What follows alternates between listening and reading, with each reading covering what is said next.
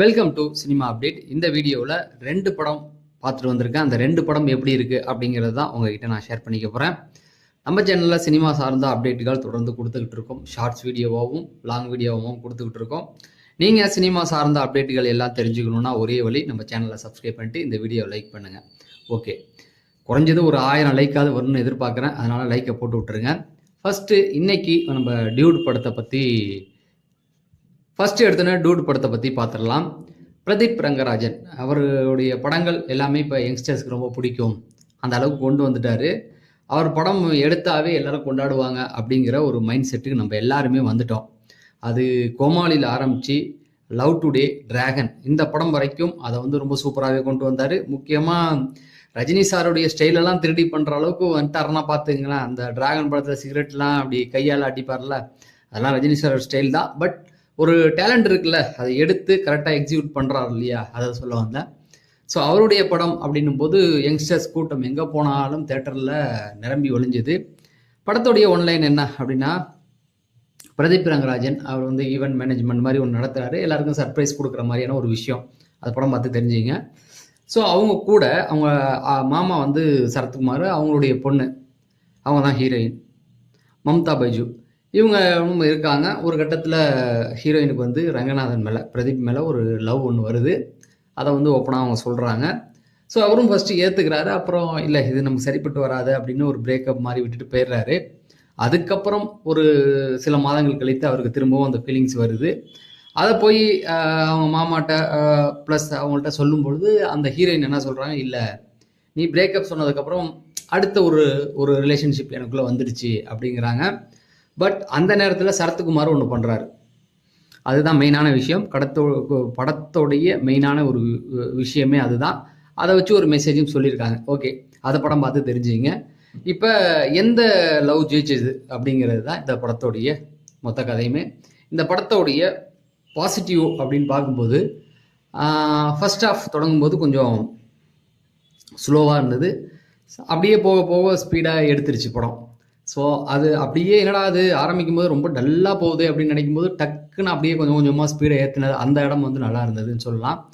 அதுக்கப்புறமேட்டுக்கு கேமராமேன் நிக்கின்னு நினைக்கிறேன், பேர் சரியாக வரல, அவருடைய அந்த நம்ம பார்க்கும்போது ப்ரெசன்ஸ் அப்படியே அழகாக நீட்டாக கொடுத்துருந்தாரு. அந்த ரிச் லுக்கு அப்படின்வாங்கள்ல, இப்போ நிரோஷோவெல்லாம் பண்ணும்போது விஷ்ணுவர்தன் கூட பண்ணும்போது ஒரு லுக் ஒன்று வரும் பாருங்களேன், பில்லா இப்படி வருது இல்லையா, அந்த மாதிரியான ஒரு லுக்கு அழகாக எல்லா இடத்தையுமே சூப்பராகவே காமிச்சிருந்தாரு. அது பாராட்டுக்குரிய ஒரு விஷயம்.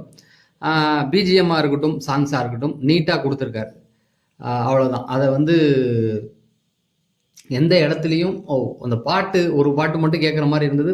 எல்லாம் அப்படியே அந்த பிஜிஎம்லாம் ரிப்பீட்டடாக கொடுத்தாலும் கொஞ்சம் நீட்டாக பண்ணி கொடுத்துட்டாரு அப்படின்னு சொல்லலாம். அதுக்கப்புறமேட்டுக்கு பார்த்தீங்க அப்படின்னா பிரதீப் ரங்கராஜன், ஸோ அவருடைய போர்ஷனை அவர் அழகாகவே பண்ணிட்டாரு. ஹீரோயின் மம்தா அவங்களும் அவங்களுடைய ரோலை சிறப்பாக பண்ணியிருந்தாங்க. சரத்குமார் 3 பேரை வச்சு தான் போகுது. பெருசாக இன்னொரு ரோல் ஒன்று இருக்குது, அதை படம் பார்த்து தெரிஞ்சிங்க. இந்த 3 பேரை வச்சு போகிற இடம் சூப்பராகவே இருந்தது. சரத்குமார் சொல்லவே தேவையில்லை. அவருடைய ஷேடோ கொஞ்சம் நெகட்டிவாக தான் வரும். அது படம் பாருங்கள், அது சொல்லிட்டா அது முக்கியமான விஷயம் ரிவீல் பண்ண மாதிரி ஆயிரும். பட் எடுத்துக்கிட்ட கேரக்டர் சூப்பராகவே பண்ணிட்டார். பட் அவருக்கு அது செட் ஆகும் தான், வெளியிலையும் அதான் பண்ணுறாப்புல, கொஞ்சம் அது செட் ஆகிற ஒரு விஷயந்தான். அது அழகாக போயிட்டு இருக்குது. இந்த மாதிரியான விஷயத்தில் மைனஸ் அப்படின்னு பார்த்தீங்கன்னா, ஸ்க்ரீன் பிளே என்ன ஆகிடுச்சு அப்படின்னா, ஃபர்ஸ்ட் ஹாஃப் கொஞ்சம் ஸ்லோவாக இருக்குதா, அதுக்கப்புறம் கொஞ்சம் ஸ்பீடு ஏறினுச்சு. செகண்ட் ஹாஃப் சூப்பராக அப்படியே போணுச்சு. கிளைமேக்ஸில் அப்படியே இறக்கி விட்டாப்புல. எப்போவுமே அந்த கிளைமேக்ஸ் பரபரப்பு இருக்கணும் இல்லையா, இதான் கிளைமேக்ஸ், இவ்வளோ தானா, இன்னும் நாங்கள் ரொம்ப எதிர்பார்த்தோமேங்க அப்படின்ற மாதிரிலாம் இருக்கும் இல்லையா, அதெல்லாம் இல்லாமல் லைட்டாக முடிச்சு விட்டாப்புல. அதாவது ஃபர்ஸ்ட் ஹாஃபில் ஓப்பனிங்கும் கிளைமேக்ஸையும் முடிச்சு விட்டு நடுவில் மட்டும் நல்லா இருக்கு அப்படிங்கிற மாதிரி, நடுவில் கொஞ்சம் பக்கத்தை காணும் அப்படின்னு வச்சுக்கங்கன்ற மாதிரி விட்டார் போல. அடுத்து நம்ம பார்க்க போகிற படம் பைசன் காலாமாடான். இந்த படம் மாரி செல்வராஜ், துருவ் விக்ரம். ஸோ இவங்க 2 பேர் மேலேயுமே ஒரு பெரிய நம்பிக்கை இருக்குது. தமிழ் சினிமாவில் உள்ள எல்லாருமே இவங்களை ரொம்ப நம்பக்கூடியவங்க. ஸோ இந்த படம் என்ன சொல்லுது அப்படிங்கிறது தான் அடுத்து. இந்த படத்தை பொறுத்த வரைக்கும் மாரி செல்வராஜ் படம் அப்படின்னாவே ஒரு அரசியல் பேசும்.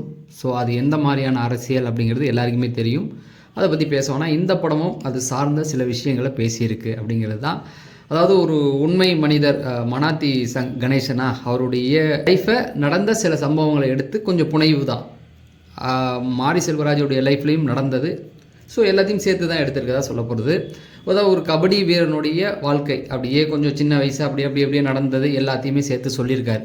ஸோ அவ்வளோதான். ஏன்னா வழக்கமாக நீங்கள் இவருடைய படங்கள், மாரி செல்வராஜுடைய படங்கள் எப்படி இருக்குன்னு தெரியும். அந்த ஒரு சிக்னேச்சர் இருக்கும், திடீர்னு பிளாக் அண்ட் ஒயிட் போகும், கொஞ்சம் எமோஷ்னல் கனெக்ட் ஆகும், இப்படி எல்லாத்தையுமே அவர் கலந்து மிக்சடாக கொடுப்பாரு. ஸோ அது எல்லாமே இந்த படத்தில் ஒர்க் அவுட் ஆகிருக்கு. ஃபஸ்ட்டு ப்ளஸ்ஸே நம்ம மாரி செல்வராஜ் தான். ஸோ அவருடைய படங்கள் மினிமம் கேரண்டி, அதில் எந்த மாற்று கருத்தும் கிடையாது. வாழை கடைசியாக வந்ததுன்னு நினைக்கிறேன். ஸோ எல்லாமே அவருக்குன்னு ஒரு நல்ல பேரை வாங்கி கொடுத்துக்கிட்டு இருக்கு. ஸோ அவர் வாழையில் கொஞ்சம் கம்யூனிசம் பேசியிருந்தார், இதில் முன்னாடி படங்களில் பேசின விஷயங்களும் சேர்த்து பேசியிருக்காரு அப்படின்னு சொல்லலாம். ஒரு அரசியல் ப்ளஸ் ஸ்போர்ட்ஸ் ரெண்டுமே கலந்துருக்கு அப்படின்னு சொல்லலாம். ஓகேங்களா? அதனால் அவரோட படங்களில் என்னென்ன இருக்குமோ, என்னென்ன சிக்னேச்சர் இருக்குமோ, அந்த கிராமம் சார்ந்த விஷயங்கள் எல்லாத்தையுமே கரெக்டாக கொடுத்துருக்காரு. நம்ம என்ன எதிர்பார்த்து போவோம் மாரி செல்வராஜனோ அது இருக்குது. அடுத்தது பார்த்திங்கன்னா துருவ் விக்ரம். ஸோ துருவ் விக்ரமை பொறுத்த வரைக்கும் நல்ல டேலண்டான ஆள். அர்ஜுன் ரெட்டியோடைய ரீமேக்லேயே எனக்கு தெரிஞ்ச வரைக்கும் ஹிந்தியில் சாதிக் கபூர் பண்ணார், தெலுங்கில் விஜய் தேவர்கொண்டா, தமிழில் இவர் பண்ணார். ஆனால் இந்த 3 வருஷனில் பெஸ்ட்டு பண்ணது யாருன்னா இவர் தான். ஆக்டிங் வயசில் பிரித்து எடுத்திருப்பார். அந்த 3துலேயும் நான் பார்த்துட்டனால சொல்கிறேன். ஆனால் அவருக்கு சரியான ஒரு பிரேக் கிடைக்காம இருந்தது. அதுக்கப்புறம் பாலா கிட்ட பண்ணார். பாலா படத்துலையும் நல்லா நடிக்க வச்சுருந்தாரு. பட் படம் பெருசாக ஓடிடியில் போயிடுச்சு. அதனால் பாலா படத்துலலாம் ஒருத்தன் நடிச்சுட்டு வந்திருந்தான்னா அவன்லாம் ஒரு 30-40 படத்துக்கு நடித்ததுக்கு சமம். அப்படியே அப்புறம் கார்த்திக் சுப்ராஜ் இப்படின்னு சொல்லி நடித்து ட்ராவல் பண்ணி வந்திருக்காரு. இந்த படத்துக்கும் ஒரு கபடி வீரன் எப்படி இருப்பானோ, அதுவும் அடிமட்டத்துலேருந்து வர ஒரு கபடி வீரன் எப்படி இருப்பானோ அதை அழகாகவே தன்னுடைய கேரக்டரில் கொடுத்துருக்காரு. நிறைய ட்ரைனிங் பண்ணியிருக்காருன்னு சொல்கிறாங்க இதுக்காக. ஸோ அப்போனா மாரி செல்வராஜ் போட்டு வாட்டி எடுத்திருக்காரு. சும்மா ஒரு சீனுக்கே அவர் அந்த போடுவார். படம் ஃபுல்லாக கபடி வீரன், நிறைய கேரக்டர் அப்படியே டெவலப் ஆகிட்டே இருக்கும். சின்ன பையன் மாதிரி இருப்பார், கொஞ்சம் வளர்ந்த மாதிரி, இப்படி எல்லாத்துலேயுமே கரெக்டாக மிரட்டி எடுத்திருக்காரு. ஸோ அவருக்கு கொடுத்துடலாம். மாரி செல்வராஜுடைய படங்கள் அந்த மியூசிக் சில இடங்களில் நம்மளை மியூசிக்கே கண்கலங்க வைக்கும். அதே போல் அந்த கேமரா ஒர்க்கு, எடிட்டிங் எல்லாமே ஓரளவுக்கு தரமான விஷயம். உலக சினிமாவுக்கு போகிற மாதிரியே எடுத்துகிட்டு போவார். ஸோ அதுக்கான விஷயங்களை கரெக்டாக கொடுத்துருக்காரு.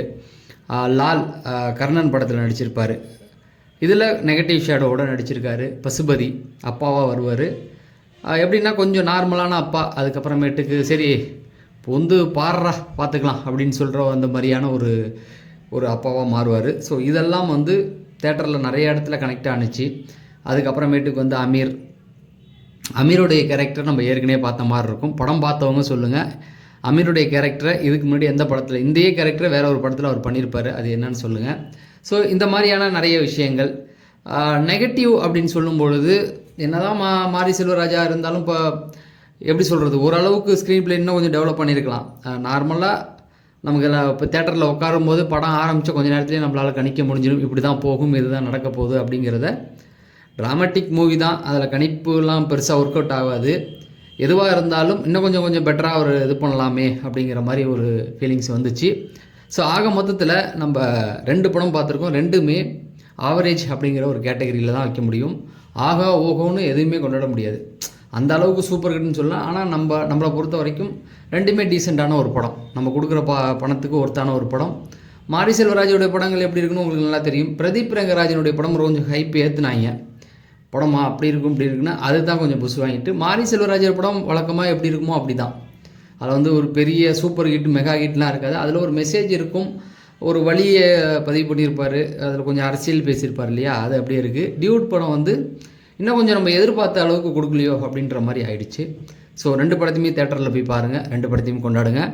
நம்ம சேனலில் தொடர்ந்து இந்த மாதிரி நிறைய சினிமா விஷயங்கள் பேசிக்கிட்டு இருக்கோம். ஷார்ட்ஸ் வீடியோ போடுவோம், இந்த மாதிரி லாங் வீடியோ போடுவோம். உங்களுடைய ஆதரவு தாங்க. அப்படியே உடனே சப்ஸ்கிரைப் பண்ணுங்கள், அப்படியே இந்த வீடியோ லைக் பண்ணுங்கள். குறைஞ்சது ஒரு 1000 லைக் அதை எதிர்பார்க்குறேன். என்னை ஏமாத்திராமல் லைக்கை போட்டு விட்ருங்க மக்களே. நன்றி, வணக்கம்.